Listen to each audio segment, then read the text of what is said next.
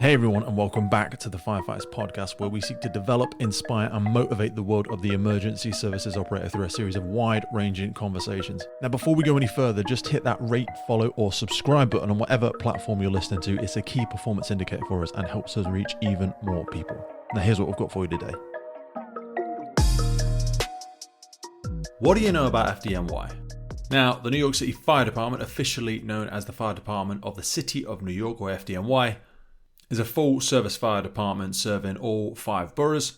It is in fact the largest municipal fire department in both the United States and the Western Hemisphere, and has the second largest in the world after the Tokyo Fire Department. Bet you didn't know that. The FDNY employs over 11,000 uniformed firefighters and nearly 5,000 ununiformed EMS employees as well as around 2,000 backroom staff. Today on the podcast, I'm speaking with Mickey Farrell, who is a third-generation firefighter with 26 years serving in FDNY. He's also a nationally certified level 2 instructor at the FDNY Fire Academy, and he is the founder of Top Floor Tactics. Now, we're going to link this in the episode notes, but topfloortactics.com and his associated Instagram page and YouTube channel and his now launched podcast is all about falling in love with the process. And we talk about so much stuff today. It's a really good education and awareness piece for a lot of UK firefighters around American firefighting, around tactics, around the crew setup, engines versus trucks. We talk about the senior firefighter. We talk about the next generation of firefighters. We talk about handing that knowledge on. We talk about mentoring. Mickey's got so many great angles that he comes at these things from. His ability to articulate it is clear, tremendous passion. And for me, as corny as it sounds, just the goddamn accent as well. That delivery, the way that he talks about it, the passion, the knowledge, the third generation. Yeah, this guy's got so much to teach, and his enthusiasm with it is just incredible. We're going to go through the basics of search. We're going to talk about the firefighters playground. We're going to talk about grit, mentality. We're going to talk about some of the values, the principles. We're going to talk about being grateful for the job. So again, be sure to check the notes for all the good links. You'll be able to find topfloortactics.com, Mickey's Instagram page, which again is Top Floor Tactics. And again, from there, you'll be able to head into Mickey's recent launch of his podcast, A View from the Top Floor with Mickey Farrell. I hope you take a lot from today's episode. I really enjoyed this one. I think it might be one of your favorites. I think you're going to want to go back through it so many times. Some of the debriefs and stuff that we cover, we often cover some American debriefs, some debriefs from FDNY, because they're really good at it. They've done some great debriefs, and unfortunately, the reasons sometimes they've had such great debriefs and that they get so good at them is they have had a number of line of duty deaths. So some of the terminology that we've used in previous episodes can get unpicked here, and you can understand the concepts, the logic behind how they do what they do and how they set up the fireground and how they approach things. This whole continued experience with the podcast is awesome, surreal, humbling, and the continued growth of it is down to you guys and girls and your incredible support and the incredible content from all of our amazing guests. If you want to see it continue, if you are enjoying it, I mean, you must be enjoying it because you are here still.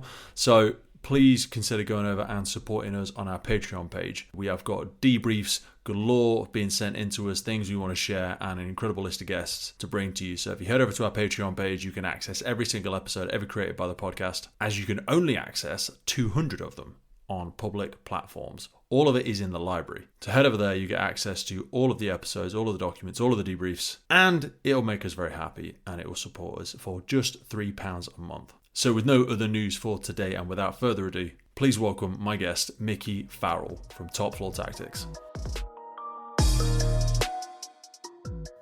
Falling in love with the process. What does that mean to you? Falling in love with the process. Now, this is something I think in the fire service, it's something to, it's hard to harness young firefighters. We're in the sense when they come into the fire academy, we're so quick to look to the field. And I understand that. We want to get out. We want to start going to fires and start learning. However, when we get to the field, we're so quick to look across the floor. So where I come from in New York City, most firefighters start in the engine company. And then they gravitate to the truck company, which is called crossing the floor.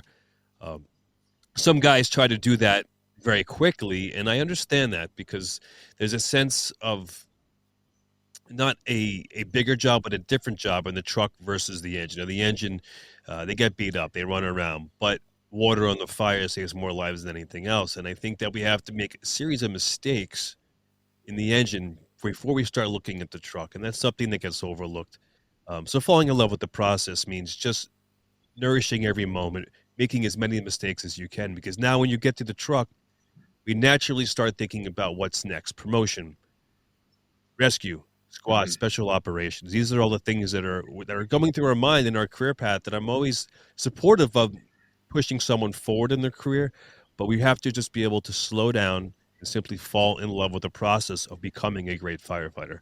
And that comes from making a series of mistakes collectively and then moving forward throughout your career. Zoom in on that logical step for me, because I think I was listening recently to, I think, Ordinary Heroes. That's the recent book from the 9/11 memoirs. Gentleman, first captain in attendance. The gentleman's name's going to escape me, but he was saying that it's like 4 or 5 months still training in the academy. Is it? Yeah, I think so. It fluctuates depending on the class that's in, from 23 weeks to roughly 18 weeks, and it fluctuates within there. And then they come out, and you say, is it a standard that all firefighters will start on the engine? Is that the preferred? Is that the mandatory? And what's the thought process behind it?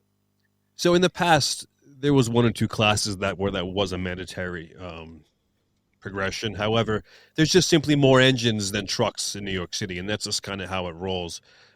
Usually, if you have a dad or a chief or that type of thing, you may end up going to a truck out of probie school. But I find that I find that you're a well-balanced and well-rounded firefighter if you start in the engine, and I like the fact that they push guys to engines first.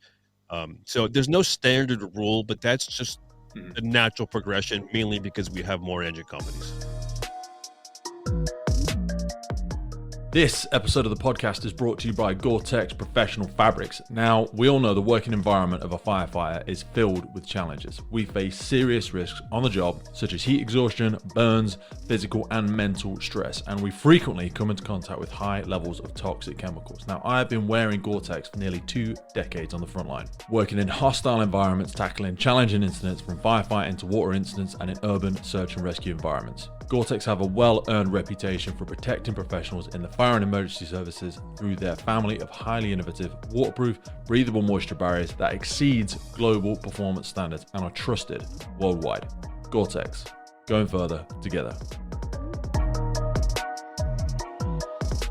Why is that? What fundamentals do you think people pick up there that they really need to embrace and sort of solidify before they move on to the more technical aspects? So to start with the engine, I mean, number one, you know, the engines have been around longer than truck companies. The engine company, I try to um, parallel it with, it's the infantry of the fire service, where that line is always progressively moving forward. And there's something behind that, and that comes from company integrity. And company integrity ultimately is just teamwork. But when you put a high level of stress behind that, it kind of throws an element that not everyone can truly handle unless they've actually experienced it.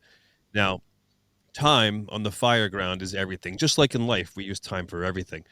But that time balance transfer of understanding your lower mind versus the higher mind. Lower mind simply logic, reason, and facts. Everything we're learning in the fire academy.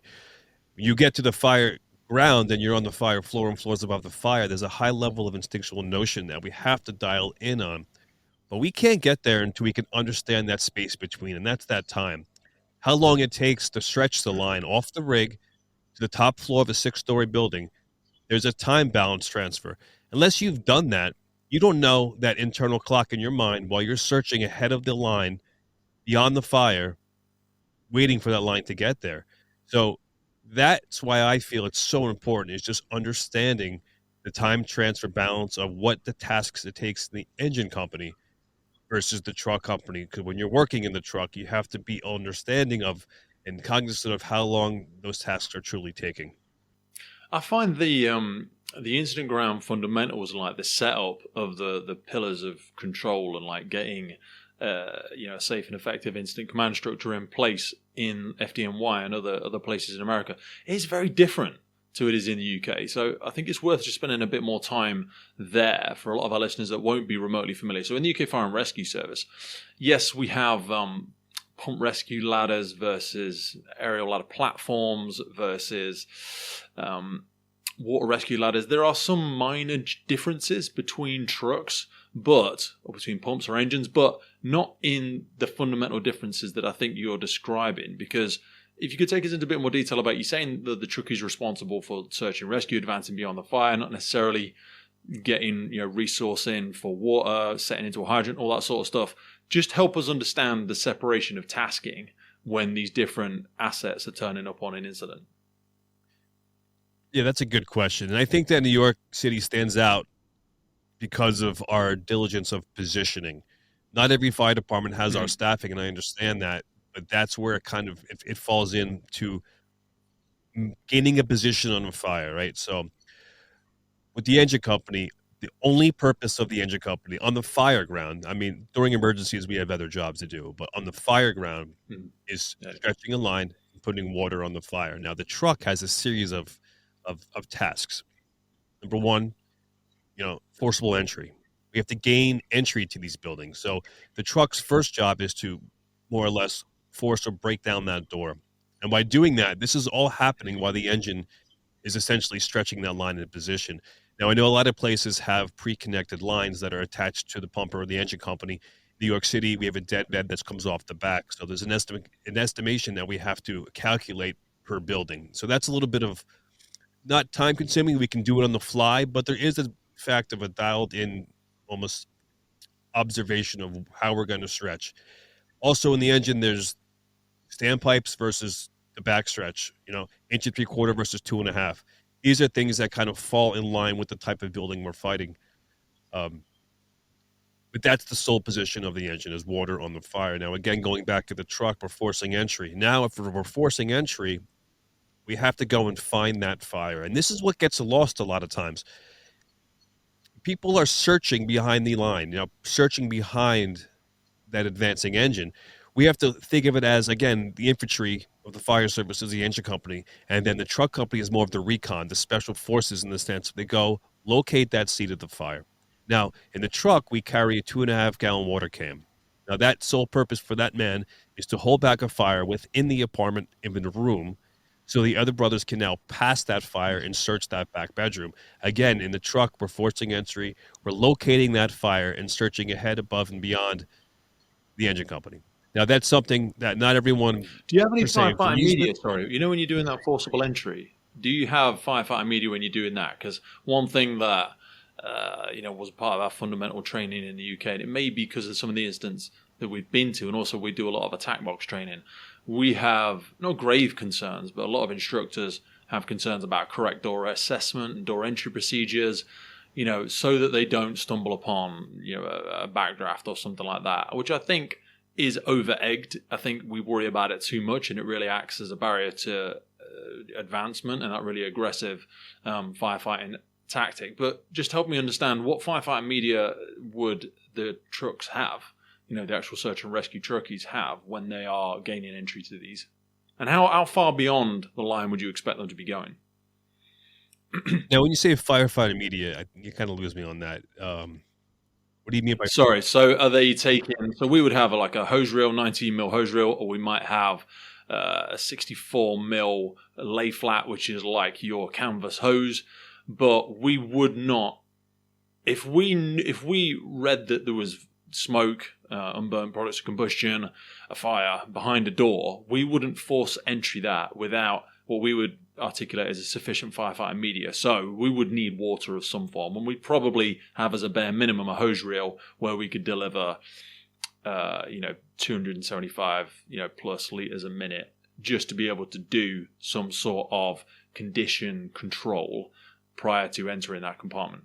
So that's a good question. So I think understanding what you're asking is that, when are we forcing the door versus not forcing the door to gain entry? Because if there's a fire and we need water to make that entry. So it's situational. So if we have fire directly impinging on that front entrance of a building, let's use a commercial fire, for example, right? So we have a fire in a store. Mm-hmm. If fire is directly impinging on that door or that rolled down security gate, we're going to start the progress of forcing that door, but probably not fully force it to gain the entry until we have a charge line, or a media, as you say, right?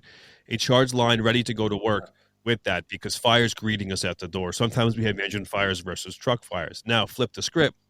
We get there, smoke showing, no direct fire impingement on that door. We're going to force that door. A lot of times, close the door behind us, and then go and find the fire. We have to find that seat of the fire before that engine company commits, and that's huge. And that's where we get lost in the sense where you see a lot of engines stretching into buildings by not understanding where the seat of the fire is, and that's where we get in trouble. That's when we start having engine firefighters getting lost, burned, and dying, unfortunately. And it's not too often in the past we've heard about engine firefighters getting killed in the line of duty. It's something we hear more often now, and I think it comes from the lack of staffing, but also the lack of experience of that understanding that truck really truly has to get to that seat of the fire. And by a lot of times when they find that fire, they're not extinguishing it with the can, but they're just confining it and isolating it to buy some time to search for life, and then going and getting that line and then bringing that line to the seat of the fire and then putting the fire out. It's a teamwork in the sense where we have to be working together, but it's two completely different jobs. So if I try and translate that into like a UK style, so we'd be talking about a quick reconnaissance search and rescue team that would, for example, gain access through the front door, advance to the first floor, carrying that firefighter media, and they would like anti-ventilation. So they'd do an initial attack on the fire, perhaps close the door down if there's no obvious casualties in there, and then they've found that seat of the fire. It's first floor on the right, and they'd close it down. They'd make an initial attack, close it down. And talk to me about ventilation at that point, because there's a big aggressive approach to ventilation. I know I'm kind of going all over the place here, but I just want to kind of set a bit of a foundational understanding for what we're probably going to reference to many different times in our conversation. So ventilation, that's, we always hear the term coordinated attack. But do we truly understand what we're in coordination with? That's the question. And again, time, like everything, it's a time balance transfer. And timing that ventilation is very, very hard. And that's something that I think that we don't really talk about in the fire service or identify how truly hard it is to coordinate the attack. So with us in our staffing, we have a guy that will go to the roof, and depending on the building, he's not always cutting that roof. So we have flat roofs in the private dwellings, commercial areas, multiple dwellings. That guy is going to either go up and vent that bulkhead if we have a public stairwell. Right. So that's the key. The roof guy's got to get to the roof and vent that public stairwell, because that's where people are going to be trapped. That's where we, as the firefighters, are making entry into that hallway. So everything above that is going to get lights out conditions and very hot, very dangerous. So we have to get that bulkhead. Yeah. Now, a bulkhead door is simply just a door in the top of the stairs of a multiple dwelling. When I say multiple dwelling, it can be anything from 3 to 6 stories to 7 stories. Anything, anything beyond that, we're talking different kind of tactics as far as high-rise, fireproof type buildings. Mm-hmm. When I talk multiple dwellings, in this sense, I'm talking about a 6-story wood interior, brick outside. You know what I mean? We call them class 3s. Mm-hmm. Yeah. So while that guy is gaining his position on the roof to get that bulkhead open. Would he work alone? Yes. But you're teaming up with the second due truck company roof man. So we team up together, but we work alone. So within the truck, we're all working alone, but you are teaming up with that second truck that's coming in, if that makes sense. So I think the profile of the building, sorry, just to double click on that, is a really interesting one, because when we hear things like that, that would probably immediately trigger a UK firefighter, because they're like, guy's going on the fucking roof by himself. But in New York, a lot of these buildings they're designed for people to walk around on. The residents will probably access that roof on a regular basis by themselves. There is some form of collective protection. There is some sort of parapet or something around the edging of that building. And also, what always frustrates me when people moan about going to the roofs, we know through our attack box training and everything else, the best form of ventilation is creating a natural vertical vent, because it's going to clear conditions, it's going to allow you to advance easier, it's going to get rid of any heat, unburned products of combustion, it's going to clear the staircase for the smoke. But yeah, just that aspect of going alone, I know it probably sounds so weird. I don't know why we're so scared of it, but we don't like deploying people aloft by themselves. I don't know if it's a lack of trust thing, a lack of competency thing. We talk about it and brag about it being about control and command and control and structure, but But I think we're missing a trick there, because like you say, mind you, again, our building profiles, unless it is a high-rise or medium-rise building, we wouldn't typically expect to find a vent that we could access as a firefighter to quickly provide that. We would be forcefully creating a vent, I suppose.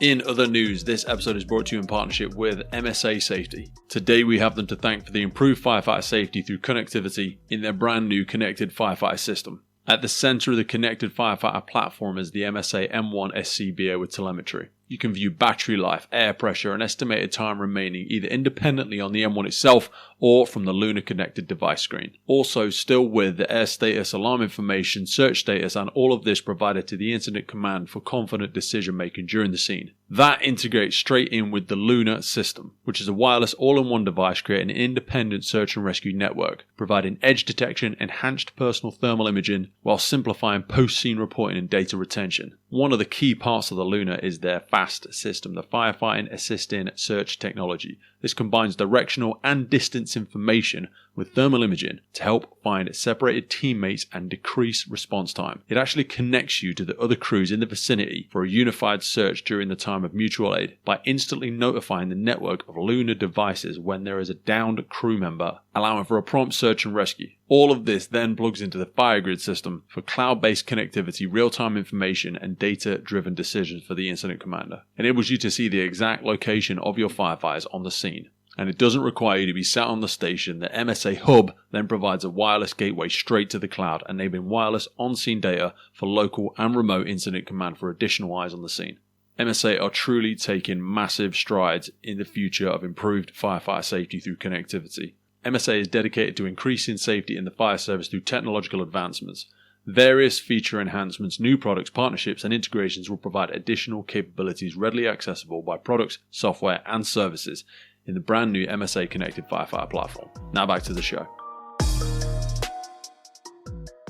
You know, it does come down to the building construction type, because now as far as we as New York City, we're the only department in the country that we do not cut peaked roof private dwellings for ventilation. We'll cut them in the overhaul stages to access fire, but we are not cutting for ventilation. And it's a furious battle between departments, especially in the Northeast region of the states, because New England area is very, very key on cutting roofs. Regardless, they're always putting a guy in the roof and cutting. My big argument is that coordination attack, like I said, what are we truly in coordination with, and time factor. So across the board, I hear the argument that staffing. We don't have guys to put here. We don't have guys to put there. New York City beats fires out with hooks, right? I mean, a million guys show up. And there's some truth to that.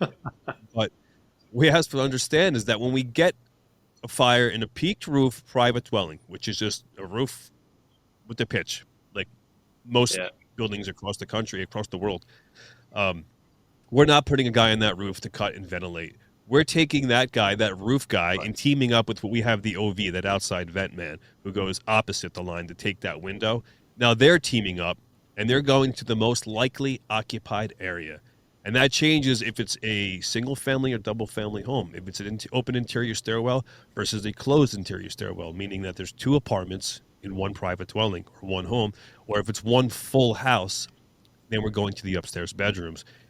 But I truly feel, and we feel collectively as the FDNY, that we can save more lives by getting in and VESing the most occupied areas rather than putting a misplaced or mistimed vent hole into a roof. So that's where we differ from most places, and I can have arguments for hours about this, but it works for us. It doesn't work for everyone. But going back to the staffing argument, everyone complains about staffing. Well, get the guy off the roof and put him in the bedroom and search and save lives. That's just my opinion on it. But that's how we are venting, that's how we're tackling peak roofs versus flat roofs. Now, the flat roof of a private dwelling, we're putting that roof guy and we're cutting that roof to vent that smoke out because it's mushrooming on that top floor landing, you know? I don't know if that makes sense or not, but... You know, when we're talking about... it makes sense perfectly. So we're talking about a pitched roof version now. Let's go back to that scenario. So we've got we're not committing the guy to the roof. We're sending the OV for an external vent, looking for a horizontal vent. Are they just naturally doing a 360 of that building just to see smoke conditions inside a window and then choosing that, and they will just create a forcible tactical vent? Or are they considering things like wind direction? Because I know you're saying putting it the opposite side of the pipe, but if depending on wind direction, it's going to drive that fire against the crew potentially. If that, and again, it's talking about coordination. It's all about coordination. For us, it's all led by the incident commander. Someone would have to specifically ask permission if they wanted to create a vent on the outside of a property that we were going to enter, because again, wind direction and my tactical plan might have something else in mind. Yeah, that's a great question. So, especially in New York City, I mean, Manhattan's an island. I mean, we're all islands within the five boroughs except for the borough of the Bronx, and even there, it's a peninsula of water. So we always have a wind condition, and our OV or outside vent firefighter is usually one of the senior firefighters that can take all that into account. So under a stressful situation, most times we're going to get that tunnel vision in a young firefighter, but having that ability to step away from the moment, taking that tactical breath and sizing up all the details, wind condition, where the line is, right? The amount of fire we have. And understanding that once we introduce any bit of flow into that building, it's going to change the dynamic of the fire. So yeah, there's a calculated attack when you are venting opposite the line, but once that engine company has that water and they're advancing, 90% of the times we're taking that window and we're communicating that with your truck officer, right? So you're supposed to ask for permission. So it would be ladder 1 OV to ladder 1, permission to take the windows. And a lot of times the officer will say, hold off, right? Or if that OV will say ladder 1 OV to ladder 1, I'm going to hold off from the windows. We have a good wind condition coming off the water, right? I 10-4, and that kind of dials in their move on the inside. But you have to have that constant back and forth with that truck officer and that OV. Something that also has to be extremely across the board understood is that the engine officer should be the only person that says we have water on the fire, nobody else. Because now, if someone else gives that transmission, we have water on the fire, and people start taking windows, and in fact, they don't have water on the actual seat of the fire, that can drastically change conditions on the inside of the fire building. Mm. So when we're looking at, everyone's seen these videos, Instagram, wherever else, that's the engine company. We're looking at the engine company, the truck company has already gained access. They're looking for the vent, whatever else. It's the engine company that's getting the SCBA on. They are the ones advancing first into the property, and they'd be ones expected to carry out the direct firefighting. I'm sorry, you said that the engine company is the first ones to advance, or? Yeah, they'll be the ones with the BA on, breathing apparatus. They're the ones we're seeing go through the door. They're the ones advancing the line and will be carrying out the direct firefighting. Yeah, so the engine company, again, their sole purpose is to put water on the fire.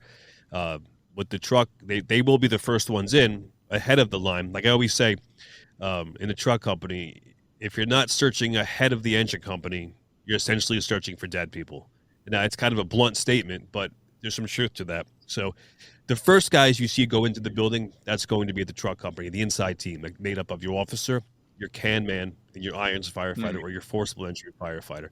Those are the three guys that enter the building first, unless fire, again, greets us at the door and it makes those conditions to the point we cannot enter. But they're the first ones going in. They're firing the fire. They're sending a guy back to the engine officer, to nozzle man, saying, hey, bro, listen, it's down the hall. We have 2 rooms on the left. Right? And those are the guys you see now with the line. They go in, they make the push. See, that's what fascinates me. And again, we talk about that role and the specificity of what that person's duties are. Because, in some of our rural stations and stuff like that, you could turn up by yourself, as in not as a team of one, but you'll turn up with a single fire engine, 4 firefighters on it. And you'll still set up a structure. And you might even, you probably will commit people internally into that structure, trying to capture all of those duties under one thing. But your standard PDA, your predetermined attendance, will always be a minimum of 2 trucks, I'm guessing. You'll have an engine and a truck every single response. There's no point where you send a single vehicle to an incident. We do it with emergencies. So this is where some of the tactics do differ. Yeah. So we have truck runs, engine runs, more or less. So the engine does our EMS, our first responder. They also do ERS boxes. We have someone pulls the box in the corner, one of the alarm boxes. They pull that. They say there's a fire. They're still only going to send one engine. That comes from the days of tens of thousands of So false that's alarms a year. why nobody. That's why people want to get on the truck, because the engine company's up all night going to false alarms. Exactly right. Between the EMS, which, listen, I'm all about for helping people 110% across the board, but the system is broken, and that's what's not being talked about. The runs we used to go on to help people, I was all in on, still all in, but when you're going to nosebleeds and high blood pressure runs at 3 a.m, it doesn't make sense. Fuck You're taking an that. engine company out of service for nuisance sick calls. We're not doctors, We're there to bring the defib, to get someone O2, to start CPR. I'm all in. But you can't take an engine out of service to go deal with a nosebleed. It's the system's broken. It is what it is. But We're so a those are the long way engine. back from you guys. I mean, we want to get closer to you. Obviously, like you say, we don't want to be going to nosebleeds and someone that's got blood in their poo and wants to just talk about their headache or something like that. But we call it, co-responding. We call it in the UK, where we will have the fire and rescue service. We trialed it for a little bit around 2 years ago. And some people would love to have that upskilling. I'd love to upskill to a paramedic and have those people on my crew and on the trucks. But there's a big pushback against it in the UK. But our NHS is absolutely on its knees. That's our National Health Service. So they are screaming out for help. How does that work with your guys then versus... Because you guys share stations with all your paramedics. Is that across the board? Because I'm trying to get an understanding. Things are very different from state to state. What's the setup in FDNY? Yeah, so the FDNY, we were completely separate agencies for many, many, many years, and they combined it a little over 20 years ago. There's some good and there's some bad behind it. I don't want to get into that side of it, but we are separate in the sense where we're very separate, where they're not in our firehouses. They have their own stations. And completely separate jobs. Oh, do they? Yeah, very, very separate jobs. We are certified first responders. That's all we are on the engine company. Now, the EMTs and the paramedics, they're in the buses or the ambulances throughout the city, and they're kind of roaming, and they have an area that it coincides with the battalion that the fire side, they have the EMS battalion. The battalion numbers match, but completely separate jobs. So we'll send an engine company to an EMS run. They'll get there, they'll assess the patient, they'll start CPR, they'll get oxygen going and kind of see what's going on to help the patient, followed by the ambulance will show up a short time later, and then the paramedics after that. Pretty much it's just we get there a lot quicker than they do because they're so busy that they want to start some sort of patient care. So that's why the engine's going. But again, we're very, very separate. And the EMTs in the FDNY, they're tremendous. I don't know how they do that job, to be honest with you, but they were very, very good, and they're very, very busy. But we kind of like supplement. I'm guessing they busyness. get a pay increase for it, do they not? Do they not get a pay enhancement for doing the EMS, the EMT qualification as well? Yeah, so EMS side, I don't know the numbers, but you start as a basic EMT, you can get promoted, or I guess you can become paramedic. Then they have hashtag paramedics, rescued medics. They're the higher level of training, and that's the highest you get paid. And they have, I guess, the chain of command as lieutenants, captains, and chiefs, the same as the FD. And on the fire side, the engine gets paid a little bit more per tour because they're doing the EMS runs. Well, thank you for entertaining me with that side of it, because again, sometimes I'm guilty of, I've done a lot of research into yourself, into top floor tactics and stuff like that, but just to bed and seed the ground for an understanding for people, because sometimes we can delve straight into some stuff. A lot of things we want to discuss, as I sort of came through in the intro. You're third generation firefighter, you've done 26 years in service, and obviously you've been in the FDNY for the last sort of 20 years. I wanted to have a conversation with you specifically today because there's so many aspects. I always say good firemanship, and we shouldn't fucking say that these days in the UK because firefighters, men, women, and all that sort of jazz. But it's like the things that can get missed in people's expediency, as we sort of alluded to at the beginning of our conversation, to get straight into the depths of the job. They want to start advancing, want to start progressing, looking for promotion. There's so many people retiring in the UK fire service now that people are progressing very quickly. And sometimes they're losing some of those fundamentals. And also, with the greatest of respect, a lot of senior firefighters on stations so wrapped up in their pensions, maybe they've lost the love or lost the joy of it sometimes, that it's a disconnect in handing some of that down. And there's a great piece on your website that talks about the responsibilities of a senior firefighter. And I wondered if we could just go there for a bit. Sure, absolutely. You want to speak about the senior man? Yeah, talk me through the senior man. What you see as that individual's duties, because without the necessary rank, they always say a child is raised by a village. It's, they don't have to have a specific mentor or something like that. And I think the senior firefighter has so much to offer, but their willingness to is very different from individual to individual sometimes. Yeah, that's a very good point. Yeah, so the senior firefighter, this is the individual, in my opinion, he runs the house, not just the rig. He runs behind the scenes. He's the guy that has the say all on everything, more or less. And it's a huge, huge, huge opportunity to have that, because you don't see what I'm trying to get at is you don't have to have the guy with the most time in the firehouse be the senior guy per se. It's the guy that steps into that role.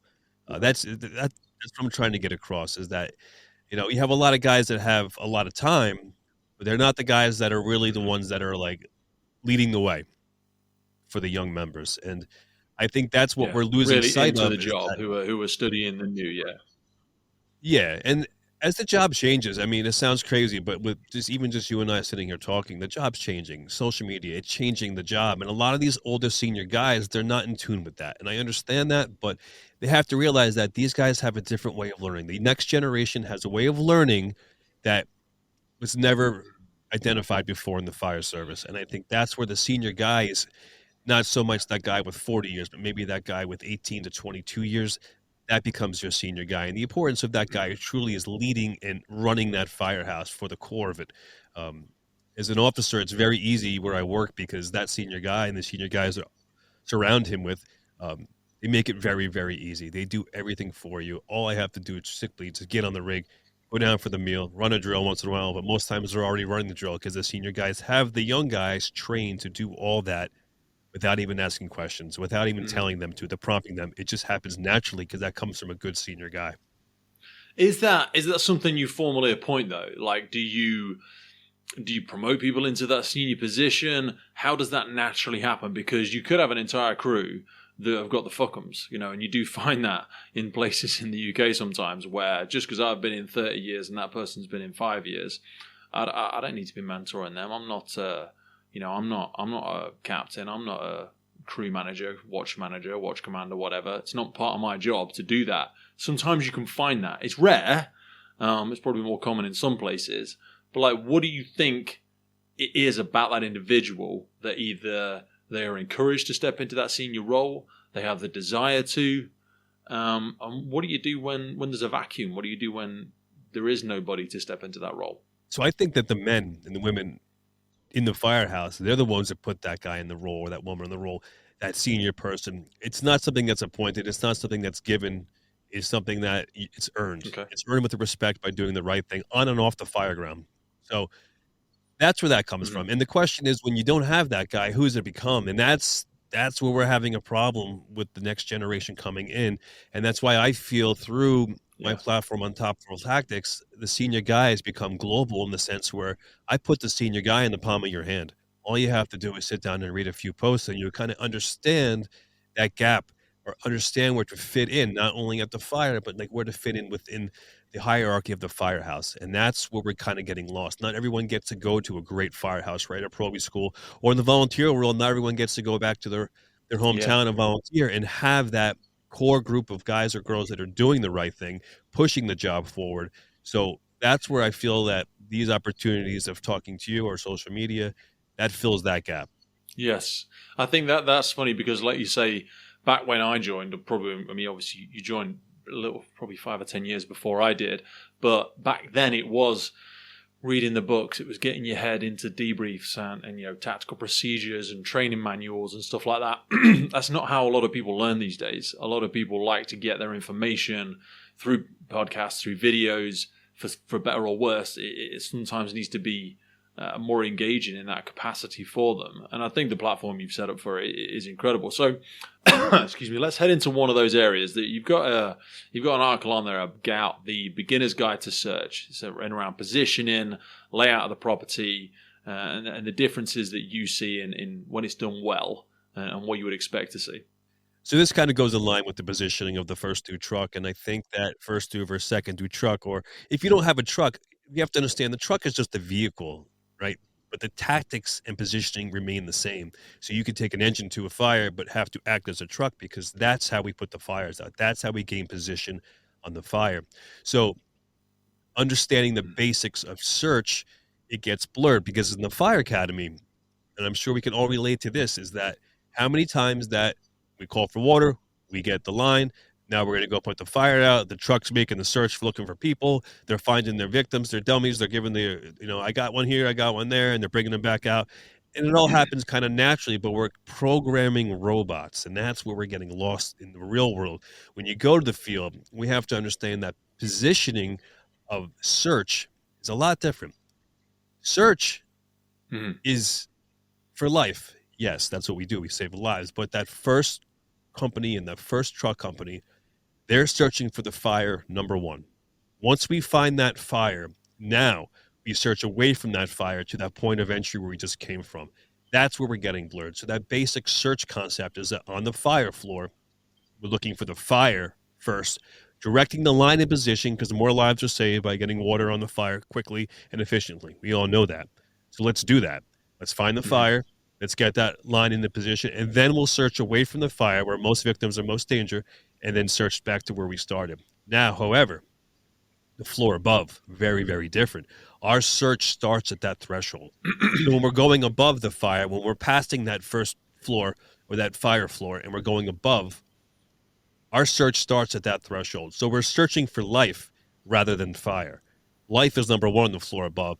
And this is an argument I have, or a discussion I've had with some chiefs of traveling around and giving my lectures and my classes. And they say, well, we don't really put guys on the floor above. And I say, why not? I say, well, it's dangerous. It's a newsflash. This job is dangerous. And that's where people are in most danger, is above the fire. We have to get there quickly and efficiently. So our search starts once we make that point of entry going up the stairs, and not forgetting to tell the first due engine officer or nozzleman, listen, bro, I'm going above. Make that eye contact because now they know they can't go anywhere because you're going above. You're the last resort. So now you're going up there. You're searching for life number one, but we're focusing above the fire room area first. So we're going to search our way to that fire room area, search it very, very aggressively. And I use the term aggressively kind of loosely in the sense where aggressiveness isn't really a thing to me. It's a series of mistakes you make to become an aggressive firefighter. Aggressiveness to me is calculation. So calculated areas of search. Floor above, we're getting above that fire room. We're searching that area. And then we're going to be opening up, searching for fire travel. And this is where we start losing buildings, is because we're forgetting to get on the floor above. Yes, looking for life, but we have to look for fire travel and extension. And we have to do it quickly, and we have to do that often.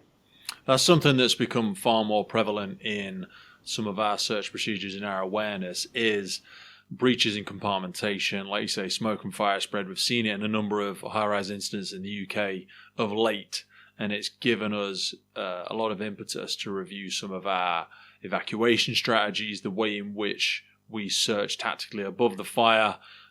Because like you say, so many of these buildings, certainly for us, stuff built in the 70s and 80s and sometimes earlier, a lot of these buildings are in very, very poor state of repair now and causing us, like you say, a much greater need to understand how you're looking for fire spread, how you're looking for smoke spread through compartmentation, through people that have done retrospective changes to that building. And I imagine in FDNY, man, the buildings, how they interweave to each other, the complexity, just the sheer population density in New York must be a real minefield. Like you say, the sizing up for you guys and girls seems to me from the outside looking in, like there's just a lot more things happening there. There's a lot more situational awareness needs to be brought to the forefront of people's minds. Yeah, I think a lot of that comes from getting out and just knowing your neighborhood, knowing your building. So when you look at New York City, it's very, very overwhelming for the naked eye and not understanding the interworkings of the buildings or just the people in general. It's sensory overload, mate, isn't it? Yeah. It's fucking crazy. Yeah, no, I mean, I love New York, I do, but it's a great playground to be a firefighter in, that's for sure. And because there's never a dull moment and there's never a building that's the same. We have a lot of buildings that the guys who wrote these books long before I came have it so dialed in that we can hear an address and know exactly where we have to be in that building, if you know the building. If not, when you pull up, you know exactly where to be and where to fit in. So there's no communication. I'm not telling the chief where I'm going, or he's not telling me Mm, where I'm going. I'm not telling my officer, he's not telling me. We're just going. Everyone just kind of goes where they're mm, supposed to be, but it's so mapped out and so dialed in. And I think about it often when I'm just kind of like driving around and you know you see the skyline or you're at work and you're just taking it all in. You think to myself like it's pretty crazy that every single building in this city, a firefighter is assigned a position for that tour, and he knows where to be at that building. Doesn't matter what building it is; it's already predetermined where you How have to much be. time is spent on that? Like, help me understand that. How big are the patches for you guys? So we call them patches, like you, the areas that your stations will cover. How large are they? How many properties are we talking there? How much time do you spend with your firefighters on? We call it topography, where we'll visit local risks, we'll visit local buildings. Is that just something again you expect people to build through time? Do you guys and girls do risk visits on these buildings for familiarization? Are people expected to do it in their own time? How do you develop? Because we have people transferring stations all over the place. We have a lot of new firefighters coming into services where they might live on the outskirts of the city, which again I know is not different to New York, because a lot of you guys and girls may not be able to afford to, or just live outside the city itself. And some of ours, they just won't know the street names, they won't know the buildings, and we spend a lot of time just doing general topography. Well, we try to whenever we get the opportunity, but is there a formal process you guys are supposed to pick that up? So we do building inspection, and it's supposed to take place 3 times a Mm-hmm. week. I say supposed to. They used to be very regimented about us getting out there and doing these buildings. I found it very counterproductive because guys would fight it. Guys didn't want to go out when they were told to go out. That said, building inspection is Yeah. always happening. We still have to do the paperwork, and that's more on the officer side. But we have days we're supposed to go out and look at buildings, and most companies do. Um, that's where we're actually getting our formal training. But every run we're on, every single run, we're getting in these buildings, we're analyzing them, we're talking about them. What if scenarios, fires here, fires there. Where I work, I'm very fortunate. These guys are extremely squared away in that sense. Where we go to any kind of nuisance run, they're thinking fires. It could be there for a Mm-hmm. gas leak or a water leak. Guys are thinking about fires and they say, what are we doing if the fire's here, and how are we going to react and go there? Yeah. And it's always a constant talk of fire. Now, something I think is Mm-hmm. great, especially for someone who transfers into the area, or for myself, I got promoted. I left the Bronx. Now I'm in Harlem. I would sit there on my phone and just pull up Google Earth and just cruise the neighborhood. You can check out all the buildings, check out their rear yards, check out the roofs, check out the offsets, the back steps, Yeah. all these things. So that's a great, great way of doing just a drill by yourself, just sitting in the watch or sitting around the firehouse. Just pull out the phone, go to Google Earth, and just take a look. Again, technological advance is something that was just never accessible to people back then. But a great way to get familiar with your patch. I wanted to ask you about tools. I was looking at some of the posts on your Instagram page, and again, we'll link all of this for people that haven't visited and haven't seen it. When we're talking about operational tactics on buildings and gaining entry and stuff like that, one thing that I see a lot of, or obviously from my very small window of insight, is differences in tools, differences in firefighters' abilities in America in general to recruit their own stuff, to bring their own tools into the job, to adapt something. Is that something people have the ability to do station by station? Because for us, all of our stuff has to go through a very rigorous testing process. We're only allowed to use stuff that's issued to us by the services, but there are so many isms, as we call them in the UK. It's like, you have your own little way of doing it. You have your knack. You have your approach. You have a special tool that you've designed to get into this sort of building through that sort of gate. Talk to me about tool tactics and how you guys and girls, because there's loads of channels out there. There's loads of shops and places where people can buy a lot of their own firefighting gear in the US. Yeah. So at least with the FDNY, we don't go askew from what we're assigned as far as our routing position, because every tool complements another tool. So um, going to the roof, one firefighter carries a hook and a Halligan, the other one will carry a rope and a saw, and whatever it is, because those two firefighters' tools go hand in hand. They work together. So we can't differ from Mm-hmm. that positioning tactic of of what tool assignment we're going to bring, because it truly is a tool assignment that coincides with other firefighters' tools. But that said, though, But within the detail of that, as a Halligan and your irons, as an example, could you just self-deploy and go and get your own? If the one we have on the rig is not the one you like, you go and buy your own, and just that's what you use when you're on tour. Because again, you see a lot of Halligan companies that you can buy. It's 6 inches longer, it's 3 inches shorter. There's you guys are big on door entry. Yeah, so I don't necessarily see guys buying different tools, but they are modifying the ones that are given to us, and that's okay. No one's saying anything about that. We really can't go outside of what the city's giving us, because there's a rhyme and reason. And the city does a due diligence of getting the right tools we need. We have an R&D, research and development, that works very, very closely with the units in the field to make sure we have the tools we need. But within that, guys do modify Halligans or Actas or whatnot to kind of make it neighborhood specific, if that makes sense.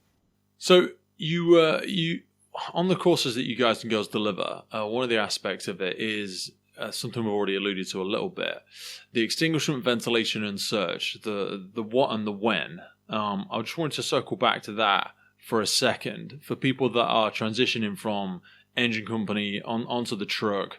What are the new skill sets, or I suppose a mindset shift for people when it comes to search? Because again, we're very prescriptive in the UK around giving a search on a brief. There's factors around building condition, left and right and direct searches, off-pat searches, all this sort of stuff that's very, again, prescriptive, that comes from the incident commander before anybody makes access into that building. So just give me a bit of an understanding of, base level firefighters getting trained in search procedures. What are some of the steps they go through? What are some of the considerations? What are some of the procedural stuff that perhaps we could get an insight into or learn from in terms of how firefighters go about search? So the transformation from engine to truck, it's something that happens naturally, I feel. But we have to understand that when you're operating in an engine company, it's a learned behavior, right? Company integrity, teamwork, and zero room for mistakes. Once you make a mistake in the engine, dominoes begin to fall the wrong way, and we don't get water on the fire. We don't get water on the fire, firemen die. It's just the way it goes. Now, in the truck, it's more of a dance, right? Where the engine's more of a cadence, a march.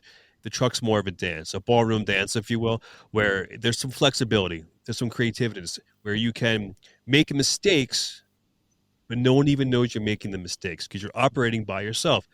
An example is you could take a mirror thinking it's a window, and then you realize you just broke a mirror instead of a window. It happens often at fires, but it's something no one talks about. It's a mistake that no one even knows was made. So the difference between truck and engine is the ability to fluctuate within the moment, right? That ballroom dance. It's more of a flow rather than a march. But orientation, that's the word you're looking for, is orientation, because in the engine, again, it's that march, it's that infantry, it's that progressively moving forward, where the orientation factor in the truck, that's what we have to dial in. That's where we have to break free of company integrity and understanding that being on the line is integrity, but now operating off the line. You still have company integrity, but you have to be able to orientate yourself with the situation. And orientation comes from as simple as just knowing where you are, but concentrating on your hips. Every time you enter a room, if you keep your hips aligned with that door, you're going to make it back to that door, no problem at all. Very similar to a large dog on a leash, right? He acts up, you pull the leash back, that dog's ass comes right back to you every single time. If you can relate that to orientation within the fire floor and floors above the fire, it all kind of makes sense, where left hand, right hand is more logically speaking for the fire academy. Higher level of thinking is instinctual notion comes from orientation. Yeah, because for us, irrespective of the level of someone's career, they still have to come back to our version of the fire academy. So they still have to come back to training development for reaccreditations, usually on an annual basis, and we expect to see them deploy the tactics as they were taught way back when. So if they came off a search, especially because we're expecting them to go in with a junior firefighter, we still expect them to demonstrate some of the principles in terms of sticking to. We always talk about it like landmarks as well, or reference points. Now, I have a much wider view on reference points personally, because for me, a reference point is many things. It's a doorway, it's a window, it's the hose reel that I've come in with, it's a staircase. There's many mind mapping tools that I have in that property. But for some people, they insist that firefighters hug that wall. They're like, that's your reference, left hand in, right hand out, or something like that. And I find that is incredibly prescriptive. At what point do you think, through that firefighter's development, they can start to step away from that very rigid, very prescriptive form of guidance and start to employ some of their own experiential learning? See, I think this is where we're lost in general from the fire academy, because I taught the fire academy, I still do per diem there. And I still to this day, and I mean, not to beat up on any of Fire Academy, but I'm not really sure we're teaching the right procedures. I think it's something that has to be taught from day one, because we're confusing kids. They're coming out with this understanding that left hand, right hand search, and we can't leave the wall. But then you go to a real building in the field, clutter condition, Collier's mansion, whatever terminology you want to use, you can't even get to the wall. So these are basic things that it's kind of a slap in the face, because you learn one way in the academy, right? Then you get out there, you're first fire, and it's just not realistic. So that's so much what we have all the time, and that can be so deflating, like you say, for the junior firefighter, because they've spent a couple of months, or longer, trying to really hone this skill, and they get out there and you tell them it's useless. Not that it's useless, sorry, but you tell them, look, that's not the most effective way to do the job. And, you could take the wind straight out of that person's sails in terms of the confidence they've based their ability on. Today's podcast is powered by our partner Lifelines and their revolutionary approach to functional hydration. Just like in firefighting, water is essential for body function, but studies show more than 80% of firefighters are dehydrated. A 25-year study findings from the National Institute of Health showed poor hydration to be linked to early aging and chronic disease, and even mild dehydration results in significant negative impact outcomes, including headaches, exhaustion, rapid pulse, irritability, and poor cognitive function. A study conducted by Yale University showed that participants who were just 1% dehydrated had a 12% increase in errors when performing tasks that required cognitive flexibility. In addition, dehydration is shown to worsen mood and attitude, contribute to confusion and poor decision making, and negatively affect memory and judgment. In other words, you really don't want your incident commander, firefighter, or for that matter any first responder on a critical scene to be even slightly dehydrated. Mild dehydration occurs when a person is just 1.5% dehydrated, a condition that does not even trigger the thirst response in most people. So just imagine how quickly a firefighter or any first responder can and does become dehydrated in their day-to-day duties, which is why I address my hydration first thing every day with Lifelines. Go into the notes for this episode and specifically check out Lifelines Hydro Fuel and Hydro OG by clicking in the notes for the podcast for a clean energy solution designed for those who demand more from their day. Now back to the show.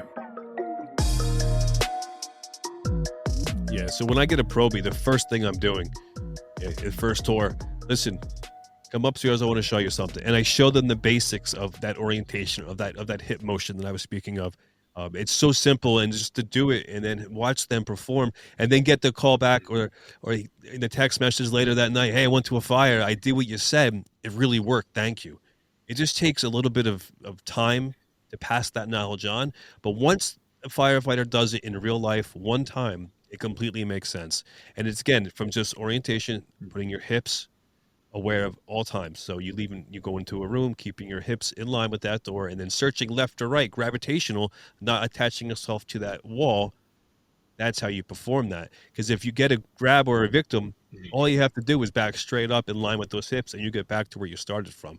Now, if you go in left hand, you get all the way back to that back corner wall, and you have a victim, or worst case scenario, it's time to go. We lost water. Fire's lighting up around us.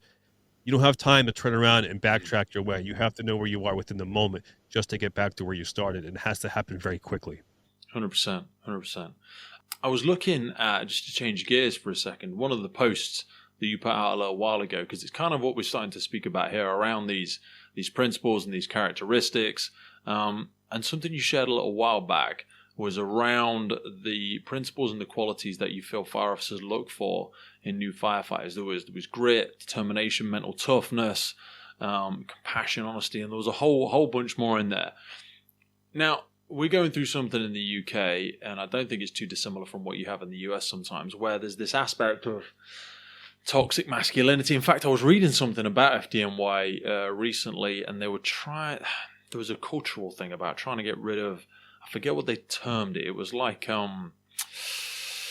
frat house, something frat house was some sort of quote that someone had blown out, and I really struggle with this aspect of it because again, I'm a 6'5", 18 stone. I'm stereotypical knuckle dragging, meathead looking kind of firefighter. But I think when we talk about this grit and when we talk about mental toughness, people get the wrong end of the stick sometimes because they think you're being they think you're being a male chauvinist. They think that like toxic masculinity and all this sort of bullshit. And I worry that we're going to throw the baby out with the bathwater. Like we're going to discourage people from embracing some of these truly necessary principles and qualities of the firefighting profession. So I wanted you to take me into what you think your definition is when we're talking about grit, when we're talking about mental toughness. How do you interpret that, and when we look at those principles that a fire officer is looking for in people? Well, grit is just to me the guy that doesn't stop working, right? He's the guy, first one on the rig, always dressed. Out of fire, he's always in the right place. He's tough. That's grit to me, that's something that I see that jumps out in young kids coming on the job. You don't have to go to 100 fires to have grit. It's just the way you were raised. I'm a firm believer that this job is not for everybody. And that's the problem we're getting lost in, is that people think that they can come on this job because it is the greatest job in the world. Anyone can be a firefighter, Mickey. Anyone can join the job. No, they fucking can't. Yeah. No, I don't think it's for everybody. I really don't. That's where this is stemming from, with this frat house type mentality where you want to, if that's what you call it. But there's a few things behind that where fire duty is somewhat down, I guess, around the world more or less, where I think that's trending the opposite way now. At least in New York City, fire duty is up, which is a good thing, which boosts morale. And I think that it's going to be trending upwards in the future within the country. I believe that. A little bit with lithium-ion batteries and whatnot, but fires are trending up. But going back to your question, is that mental toughness, right? That comes from the ability to get on the rig, don't complain, do your job. But the one thing that gets overlooked as far as the qualities I look for in a firefighter is character.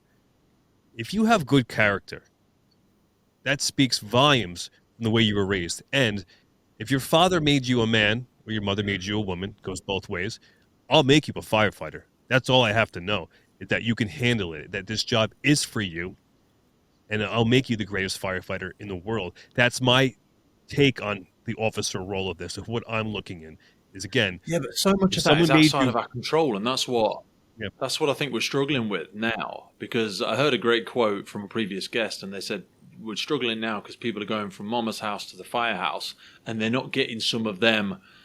Like, I had a couple of really shit jobs when I was a kid. I was working on building sites, working in factories, stuff like that. I had someone stick their finger in my face, and tell me I'm a dickhead. Tell me I'm full of shit. Tell me what I'm doing isn't good enough. My dad ran a building firm, and I did construction for many years, from probably the age of like 12. But that's fine, but it's not normal now.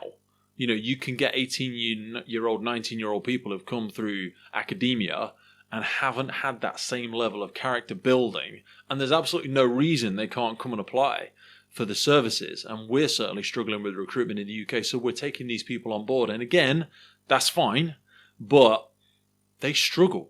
They really struggle with the way they're spoken to. They struggle with authority. They struggle with command. When we're at the watch table, when we're in the kitchen, it's a conversation. It can be a democracy. We can talk about things. You can share your ideas. We can discuss what happened at an incident. When we're on the incident ground, it's not a conversation anymore. I'm not asking you to do this. I'm telling you to do it because it's working within my safe system of work. This is part of my tactical plan.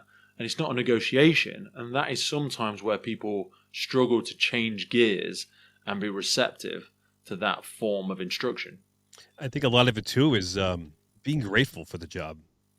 Like, I worked this was my dream. This is all I ever wanted to do since I can remember.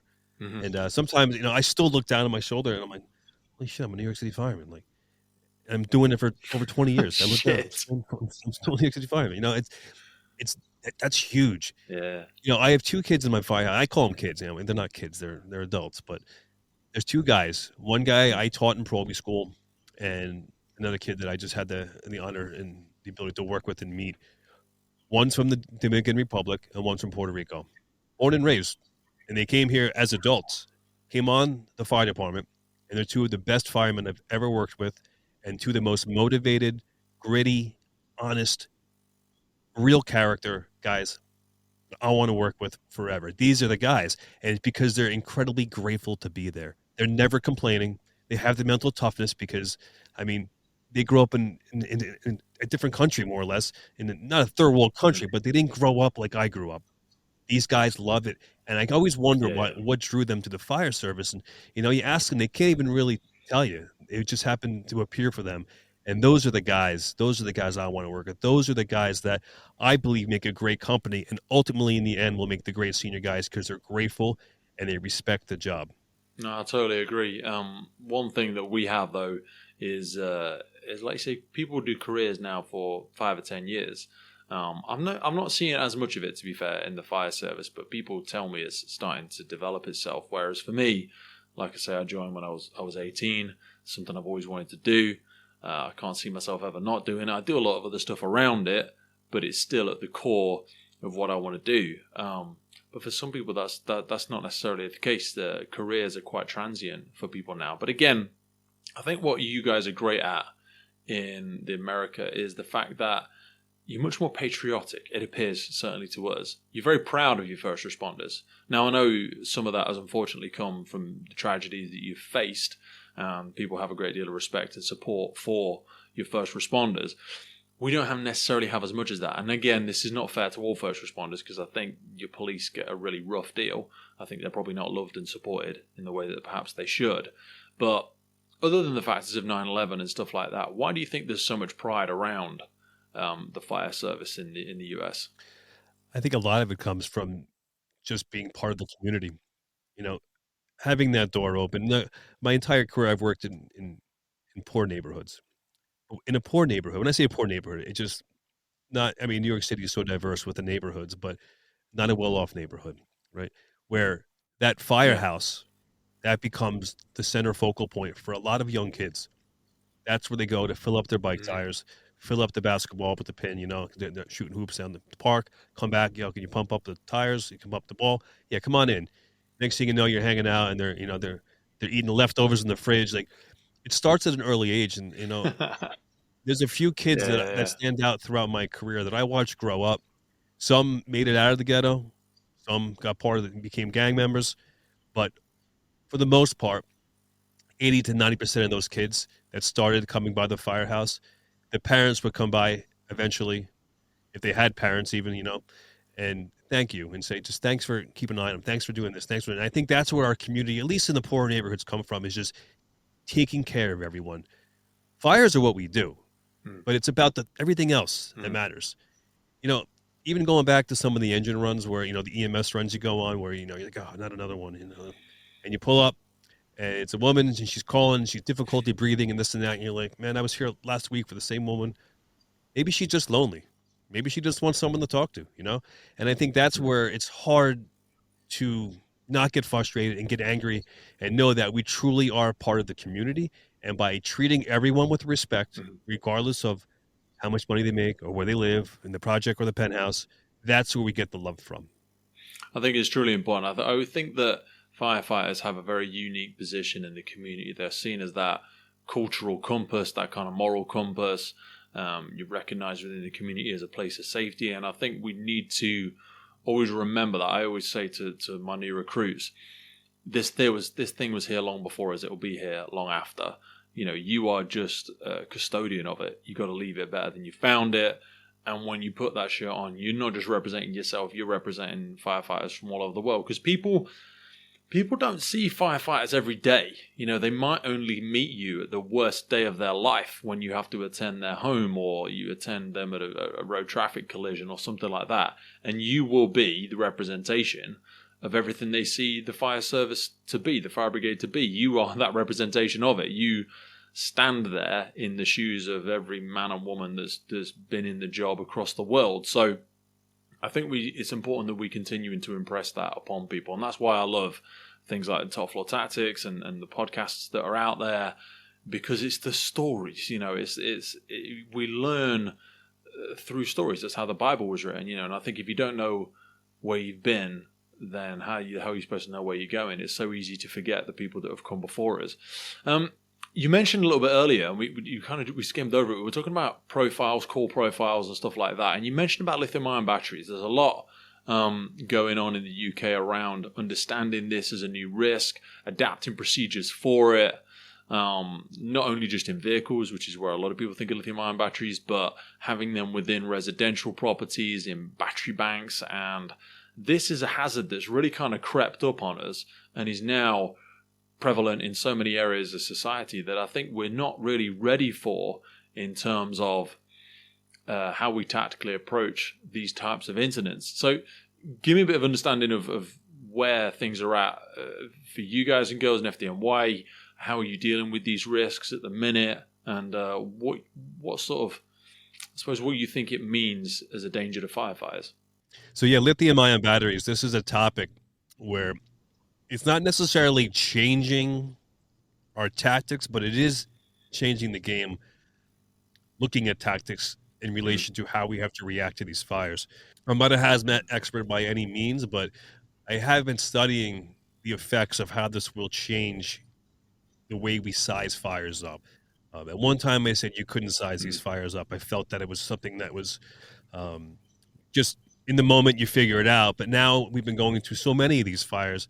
I think we can start to size these fires up and understand where ultimately we fit in and how we have to start connecting some dots. There's some trends because you've been to that many now. But like you say, we start to develop a body of experience.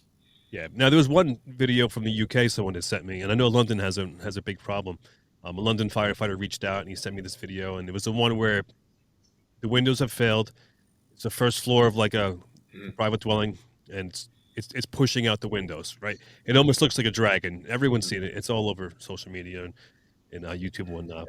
That's something, when he first sent it to me, I was like, what, do you have a dragon in the back there? Like hiding? Didn't really understand it. Fast forward to today, on arrival, that's a lithium-ion battery. So how it's really affecting what we're doing is we can't really change our tactics.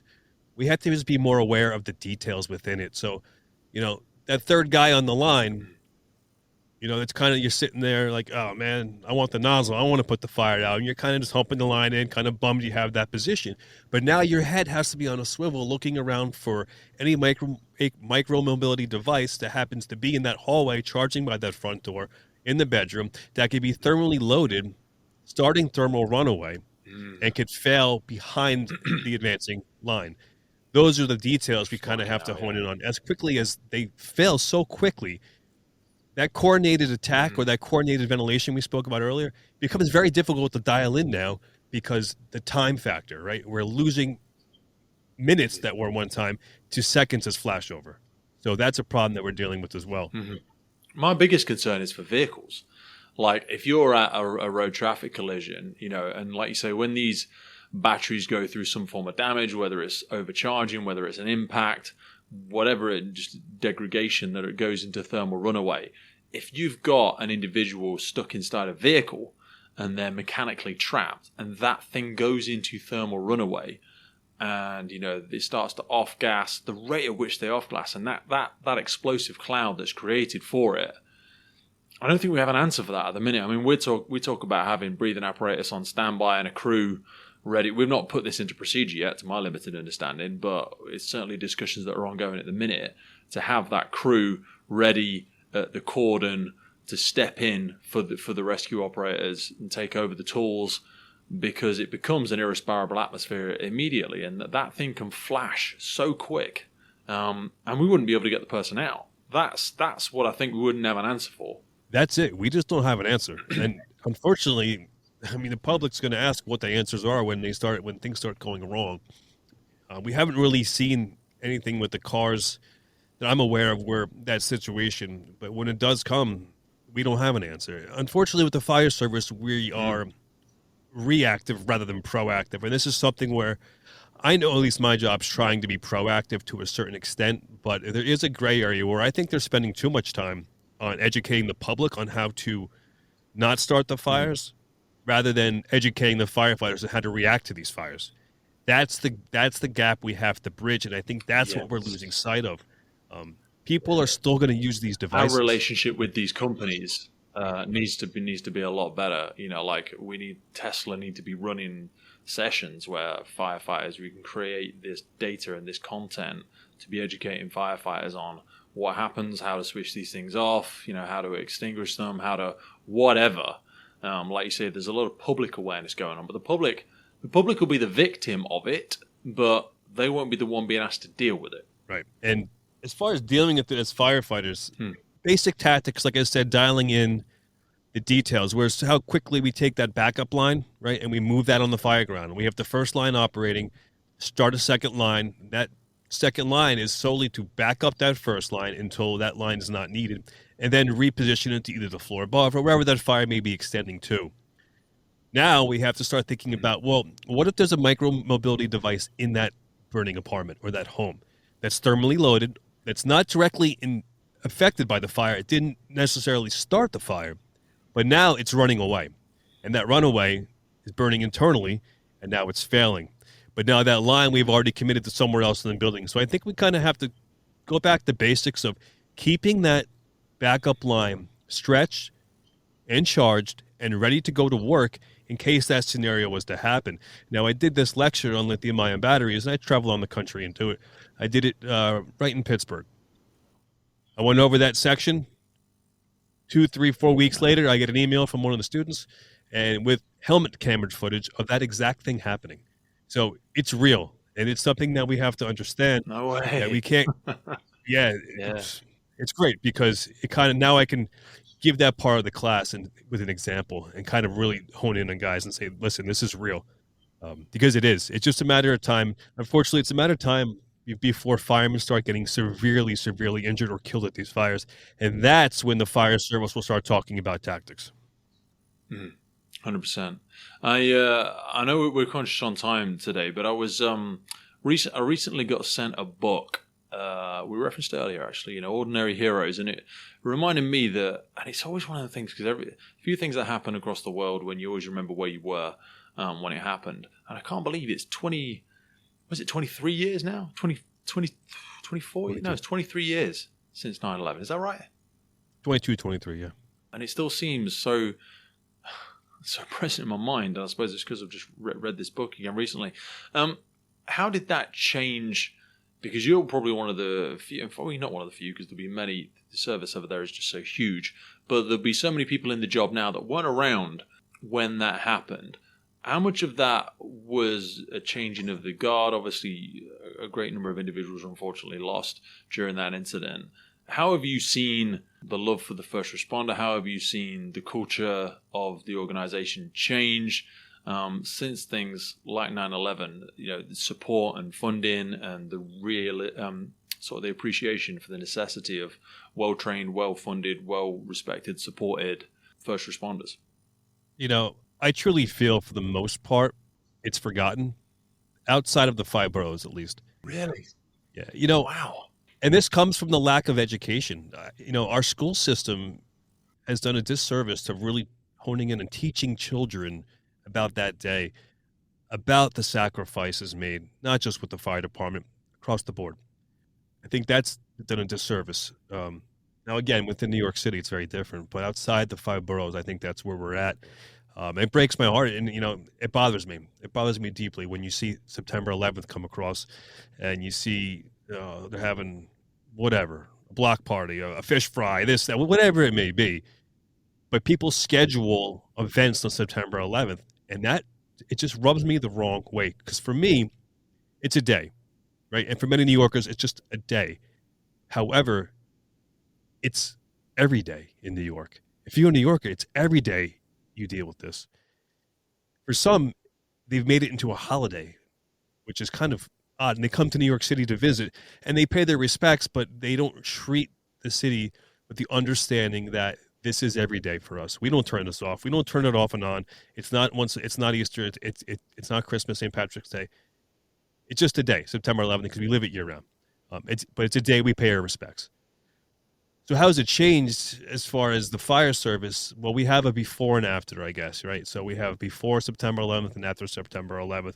There's not too many guys that are still around from the before side. Um, I'm kind of in a gray area. I came on during that time. I was in the process of the academy and whatnot, and got out to the field and got assigned to a firehouse that lost 5 firefighters. And I spent some time on the pile working down there. That must have been a fucking really difficult time to join the organization. Not that again you'd wish you'd have joined at a different time, but like it was in such a place of mourning for those following years. And like you say, sorry I interrupted you, but 5 people were lost at the house you went to. Yeah, and to put it into words is, like I walked in that day as, you bring your cakes, and it's everything I ever wanted was this job. I wanted to be a New York City fireman since I could remember, since I was probably 5, 6 years old. And have the moment to get there and then do that. And it wasn't a job that I fell in love with. It was a very different job for obvious reasons. You bring the cakes, some of the guys are there looking at you like, what are you doing here? Wouldn't even look at you. And then, but majority of them, believe it or not, they embraced it. They loved it. They had tears in their eyes saying, thank you for coming. We thought no one would ever come again. So it was kind of a weird thing. But that said, I didn't really truly learn the foundation of the firehouse life and what the right thing to do in the sense of the firehouse, because I was learning about a different side, uncharted waters about that job. Yeah, It was a job that was never even experienced before, and not a job that you can be taught or learn. It's just being in that moment of time, if that makes sense. And then fast forwarding 20 plus years later, I truly believe that collectively we rebuilt the best fire department in the world, and that comes from the blood, sweat, and tears that we were endured during that time, but also taking that next generation and not forgetting about the memorials every firehouse has, showing them, respecting them, taking that day of September 11th as a day of mourning, a day of celebration for their lives and members, but a day to say, put that uniform on and say, I'm a New York City fireman, and I love this job, I love this country, and that's something that we can never lose sight of. Now, COVID hits, the vaccine mandate with the city of New York. I felt that everything we ever worked for in these past 20 years, the job we were built, was destroyed very, very quickly. And that's what breaks my heart, is that the moments during COVID and just how our politicians failed us across the board. It was kind of just like, that's where I feel truly we're just a number. yeah. That's a tough reality of it. Sometimes we feel that sometimes in the UK as well. I want to be super respectful of your time, but I'd be remiss if we didn't mention you're launching your own podcast as well. Something's coming up. Talk to us a little bit around, because I think this makes so much fucking sense. I've read a bunch of your posts. I've heard you speak on other podcasts before. I know it's a massive heavy lift to be doing something like this yourself, but give us an understanding of the podcast that you're starting, what's it going to be called? Give people, I suppose, the elevator pitch of what's going to be involved in it. Because every time I read one of your posts, I think to myself, that post's a fucking podcast in itself. Like, we could talk about that thing for 40 minutes. And I suppose it's just because of the way I've been conditioned, because I love the long form content of conversation. But talk to me a little bit around how people can find out more about this, what it's going to be about. Yeah, so that's just it. So written word is a beautiful thing, and I love writing. That's my passion outside firefighting. I just love written word, and there's something so magical about that. But I feel we're very limited with written word, especially on Instagram. It's just a short glimpse of what's in my mind, right? So the podcast is something I've talked about for probably about a year and a half, 2 years now. I just never had the courage to come out and just do it. But I've teamed up with National Fire Radio, which is a platform here in the States. They're going to edit it. They're going to push it for me. I just have to hit record, more or less. So I'm so honored and blessed to have that opportunity to do that with them. It's going to be called A View from the Top Floor with Mickey Farrell. And we're just going to dive in on hot button issues, more or less. It's not going to be that typical fire podcast where it's an interview such as this. It's more about tactics. It's about pushing the limits. I'm not going to be the host that's going to prove someone's theory right. I'm going to try to be the host that's going to push the limits and maybe prove someone wrong, in the sense, like, let's learn from these situations. Let's learn from these tactics. Not that anyone's right or wrong, but let's collectively talk about things and let's push it forward together and learn. There's a couple shows within the show. So the TFT field note, which is pretty much just my pet peeves about the fire ground, little tidbits here and there. We're going to have the floor above, which is a question and answer. You submit your questions. I'll try to get you the answer if I don't have it. And then the 10 things I wish I could tell myself as a probie, right? So I have message to the probie, and I started with 1. I built it to 10. Now I think I'm on like 17, 18, 20 possibly. But these are posts within my social media account on Instagram that I get a lot of feedback, a lot of traction with. And a lot of people have reached out and said, where can I get these collectively all together? It's going to be on the podcast. Yes. It's going to be one of the shows within the podcast where we just build. Mate, it needs to be a book as well. Yeah, possibly one day, but that's on the list. That was the main goal. Was on the list. That's the goal behind it. I mean, I'm not. The thing was, I kept putting it off because I couldn't really dial in how I wanted to do it, and I just realized I just have to hit record and just start talking because I have so much in my head that I want to express and get out there, and I kind of want to guide the next generation into the right direction of this job because I feel like we're getting lost, and there's only so much you can do in written words. So connecting like this, either through the visual or just the audio, but at least that intimate connection is something that I think is going to help the fire service. That's the number one goal, is to help. I always think don't get worried about the visual for me. I know YouTube is a fucking enormous platform and there's money in it and all that sort of stuff, but the podcast statistics will tell you that the biggest listens are always on audio. The biggest engagement is always through audio because everybody's so busy. We're driving, we're training, and we're walking the dog. We're doing whatever else we're doing. People want the audio and they want to listen to it again and again and again. And I think those field notes and things like that, and the recruits aspect, is something people will just listen to again and again and again. And I know the feeling because, again, I think there's thousands of firefighters in the UK that'd be way better at doing the podcast than I would. But so many people can't get over themselves. I speak to so many incredible people. I'm like, again, yourself, like, Mickey, you should have a fucking podcast. It would be so interesting, so fascinating, whether they're short bits, long bits, tactical aspects. But so many people, especially as you get older, you're so used to being the proficient expert in your field that to become a beginner again in something is very humbling. You have humility down as one of the great characteristics. And it's true. You've got to remain that eternal student. You've got to be willing to put yourself out there. And don't let perfect be the enemy of good or great. Do you know what I mean? Something that will go out there will be so great for someone, so essential for someone's development. It won't be perfect. It won't be exactly as you would want it to be. It won't sound the right way and all that sort of stuff. But I think it's going to be super, super valuable. We will. You launching the intro by the time we release this, which will be in a fair few weeks from now. It will already be out. So how often are you expecting this? Is it going to be a weekly thing? Is it going to be a daily thing? And I suppose I'll steal some links off you after this to be able to tie through it. Or will they be able to get the links from the website? Because we're going to put that in the notes as well. Yeah, they'll be on the website, I'm sure. I can give you the links you need as well. So it's a slow go. I mean, we have a few episodes recorded already. And like you said, like those will be already out once I'm up and running. But it took me about 40 takes to get 2 minutes down. And then, like you just said, don't let perfection. I forget how you said it, but I had to get over that. Don't let perfect be the enemy of good. Yes. And because it is. And the problem is when you listen back to it yourself, you go, oh, shut the fuck up, Pete. You're waffling. You're talking bollocks. Do you know what I mean? You're not. It's just that you've listened to it too many times. And you're like, God. And we even said it here. People won't know.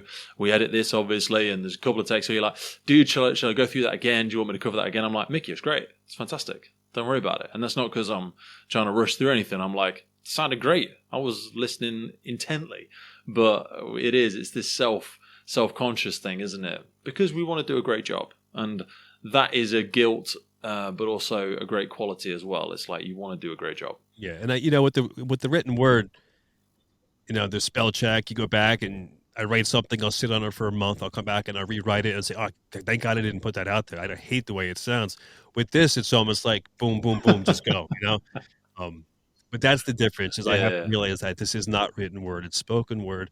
And with spoken word, it's raw emotion. And that's where I think that intimacy will be a benefit for the fire service.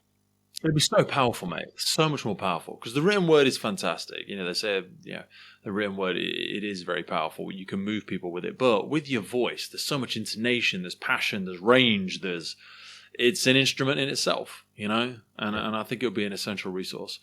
Look, brother, I really, really enjoyed that. We've been talking for like an hour and a half straight, and I know, you know, we've had conversations privately. You're taking time away from your family and stuff to be with us at the minute, and I really do appreciate that. I want to send my love to your family and your loved ones at the minute. Coming into the new year, I hope everyone's safe. I hope everyone's all right. And I really would love to have a conversation again in maybe 3 or 4 months' time, come back on some tactics and some lessons learned, and kind of whistle through some of the aspects that you found really useful since starting the podcast.